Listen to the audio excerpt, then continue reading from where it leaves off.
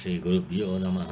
हरि ओं। पूर्णमदः पूर्णमिदं पूर्णात् पूर्णमुदच्यते पूर्णस्य पूर्णमादाय पूर्णमेवावशिष्यते। ओम शांति शांति शांति। आज 17 तारीख है नवंबर। तो आज प्रवचन तीसरा प्रवचन बाकी रह गया। तो यहाँ कह रहे थे यद आत्मतत्व प्रसमीक्ष्य देही, जिस देही माने जिसने देह को पाया है वो देही। ये कहा कृतार्थो भवते माने कृत अर्थः संपन्न। कृतार्थ जो अर्थ है माने हमारा इच्छा की विषय है। इच्छा के विषय क्या है? दुख निवृत्ति और सुख प्राप्ति। तो हमारे सब दुख खत्म हो जाए, सुख की सिद्धि हो जाए, ये है अर्थ।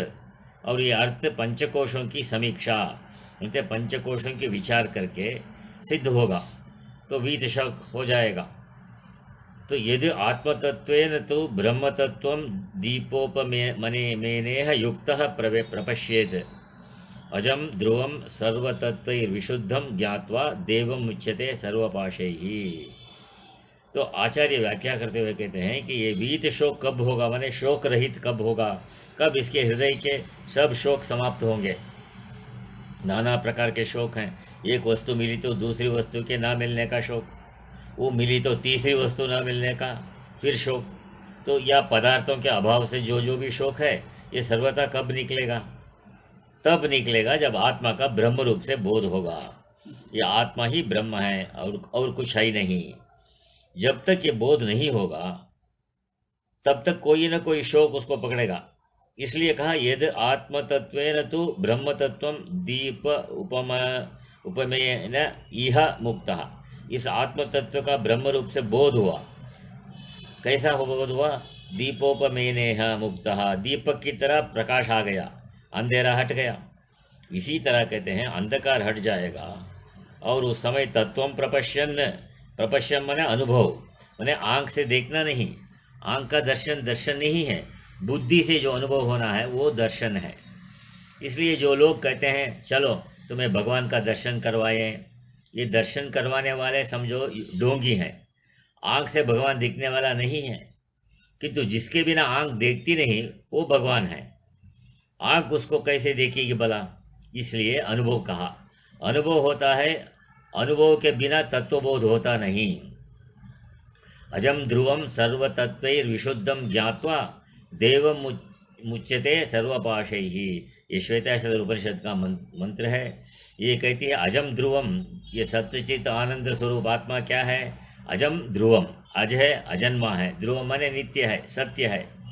सर्वतत्वैर्विशुद्धम, ये संपूर्ण तत्वों से विशुद्ध है, माने इसमें अशुद्धि नहीं, कोई दोष नहीं, स्वच्छ है।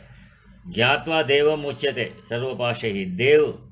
देवम ज्ञात्वा माने देव अंतर्यामी जो ब्रह्म है, इसको जब जान जाएगा तो मुच्यते सर्वपाशैः। अंतर्यामी ब्रह्म ने हमसे जो अलग नहीं, इसी को अंतर्यामी कहते हैं। जितने भी पाश हैं माने बंधन हैं, उन सब बंधनों से ये मुक्त हो जाएगा। सबसे बड़ा बंधन है शोक आदि, मोह आदि, अज्ञान। इन बंधनों से ये मुक्त हो जाता है। तो इस बात को सारी श्रुतियाँ कहती है।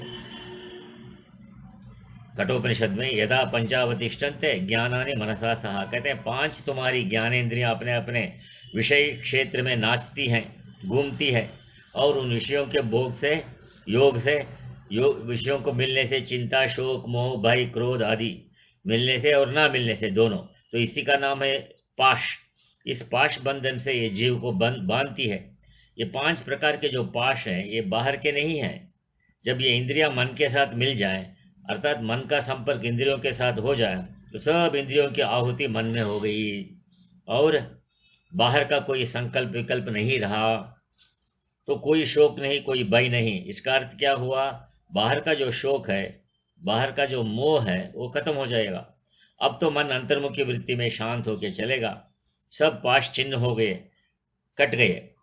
तो इसी स्थिति में कहती है आगे, यच्चेद्वांग मनसि प्राज्ञः तद्यच्चेत् ज्ञान आत्मनि, माने ध्यान की स्थिति जो है मुमुक्षु कैसे बनावे? कहते हैं यच्चेद्वांग मनसि प्राज्ञः। मंत्र मुमुक्षु को प्राज्ञ शब्द से कहता है। प्राज्ञ का अर्थ है प्रकृष्ट ज्ञान, प्रज्ञा। प्राज्ञा, प्रकृष्ट ज्ञान शुद्धवाद ज्ञान स्वरूप। प्रकृष्ट जिसकी बुद्धि है, प्रकृष्ट माने श्रेष्ठ जिसकी बुद्धि है। बुद्धि श्रेष्ठ होने का लक्षण क्या है? बुद्धि में चिंता नहीं होवे, शोक नहीं होवे, ये चिंता वाली बुद्धि है, भय वाली बुद्धि प्रकृष्ट नहीं है। जो बुद्धि निर्मल है, ज्ञान की ओर प्रभावित होने वाली है, वो अच्छी बुद्धि है। उसके लिए कहते हैं यच्छेद वांग मनसी। वांग कहते हैं वाणी को, मुमुक्षु वाणी को मन में लावे। यहाँ वाणी को उपलक्षण समझो, अर्थात सारी इंद्रियों को मन में आहुति करें। सारी इंद्रियां जब मन में आ गई तो बाहर की दुनिया दूर हो गई। बाहर की दुनिया को लाने वाली तो ये इंद्रियां ही हैं। तो इस मन को विचार माने बुद्धि में लाओ। तो ज्ञान माने बुद्धि को महत्त्व में, ज्ञानात्मनि महति नियच्चेत तद्यच्चेत शांत आत्मनि। तो समष्टि महत्त्व में ज्ञान को दो, माने ईश्वर महित नियच्चेत यद्यच्चेत शांत आत्मनि। और इस समष्टि महत्त्व को शांत जो आत्मा है, माने निर्गुण निराकार आत्मा ब्रह्म है, उसमें आहुति कर दो। उसमें आहुति करते ही तुम्हारा मन निर्विकल्प हो जाएगा। ये असंप्रज्ञात योग है। इससे पहले पहले संप्रज्ञात रहेगा। इसलिए कहते हैं यदा पंचावतिष्ठन्ते ज्ञानाग्नि मनसा सहा बुद्धिश्चर विचेष्टति। बुद्धि कोई चेष्टा न करे, तम आहुः परमाम गतिम, उसी को परम गति कहते हैं। अप्रमत्तः तदा भवति योगो ही प्रभवाप्ययो, कठोपनिषद का मंत्र है। अप्रमत्तः, जब योगी मुमुक्षु इस प्रमाद नहीं करेगा, एक श्वास भी व्यर्थ नहीं जाने देगा। वो सोचेगा कि मेरा एक श्वास भी व्यर्थ गया तो मेरी आयु व्यर्थ में चली जाएगी, मैंने कमाई कुछ नहीं किया। इसलिए व्यर्थ में किसी से गप्पे नहीं हाँकेगा, गप्पे नहीं करेगा, व्यर्थ इधर उधर नहीं घूमेगा और अनावश्यक निद्रा नहीं लेगा। तो सोएगा भी हिसाब से। युक्ताहार विहारस्य, इस प्रकार इस मोक्ष का योग होगा। प्रभवः और अप्ययः योगो ही, इस योग से कहते हैं प्रभव और अप्यय होगा। माने एवं मनुष्याणाम कारणम बंध मोक्षयो हो। बंधया विषयासक्तम मोक्षो निर्विषयम मनः। तो आचार्य कहते हैं ये मन ही मनुष्यों का बंधन और मोक्ष का कारण है। बंधन के लिए भी मन है और मोक्ष के लिए भी मन है।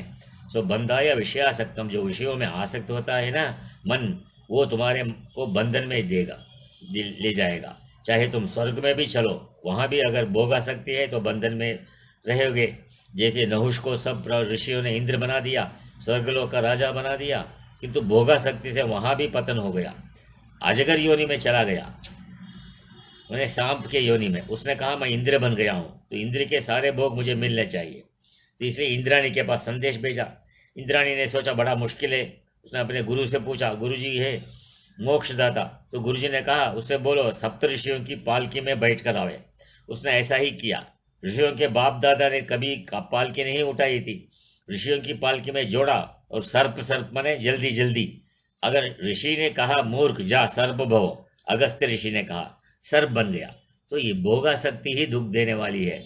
स्वर्ग में भी पहुंच जाओ तो वहां भी दुख देने वाली है। इसलिए भोगासक्ति के ब्रेक मारो और संयम में रखो। और जो योग की साधना में रहता है, योग को पकड़ता है, योग को शुद्ध करता है, वो मोक्ष धीरे धीरे आगे बढ़ता है। ओम पूर्णमद पूर्णमिदं पूर्णात् पूर्णमुदच्यते पूर्णस्य पूर्णमादाय पूर्णमेवावशिष्यते। ओम शांति शांति शांति।